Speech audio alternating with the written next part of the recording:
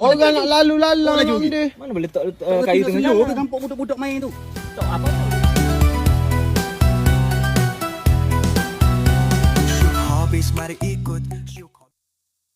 Satu situasi yang ada pedang berlaku di kawasan perumahan ini. Berdasarkan perkongsian pemilik akaun Boy, penduduk di sini dilihat meletakkan kayu panjang merendasi jalan semata-mata tak nak bagi orang bawa motor laju depan rumah mereka. Tindakan ini telah menimbulkan pertikaian antara penunggang motor dan penduduk setempat. Walaupun tujuannya mungkin untuk keselamatan, tetapi meletakkan halangan seperti ini di jalan awam boleh mengundang bahaya yang lebih besar, terutamanya pada waktu malam atau ketika kecemasan. Dalam video ini kita boleh nampak sendiri macam mana keadaan jalan itu terganggu. Apa pendapat korang? Adakah tindakan meletakkan kayu ni wajar sebagai pengajaran atau ada cara lain yang lebih selamat untuk selesaikan isu motor laju ni? Cuba komen kat bawah.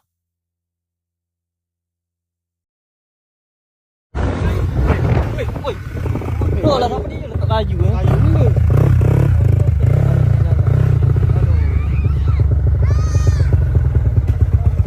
Banyak.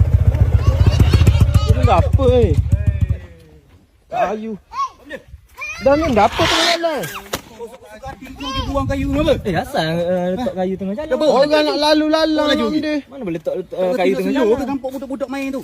Tak abang mana boleh letak kayu tengah jalan macam ni? Dah suka hati aku jalan depan rumah aku. Memang jalan depan rumah abang tapi tak letak kayu buang macam kayu ni. apa? Kalau saya jatuh ni macam Dia mana? pula. Jatuh ke pergi pasar ke Tak buang kayu apa? macam Tak ni. tahu Kayu kan di depan kawasan kampung. Tak boleh bang letak kayu Kat depan Seleko pula tu depan rumah orang. Mana boleh Oh, letak siap. hati letak kayu depan macam ni? Oh, ya. Kalau saya jatuh lagi macam mana? Kau pergi pasar bawa laju kenapa?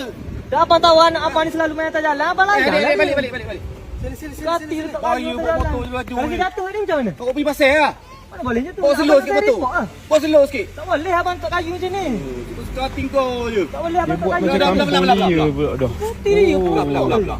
Tengok orang pun ni tengok. Abang nak saya report lah. Kau report lah. Ha? Report lah di kawasan rumah. Tak boleh letak kayu macam ni bang. Kalau tengok pakcik ni kalau dia bawa dia langkau jatuh. Tengok pakcik pakcik ni. ni. Ha.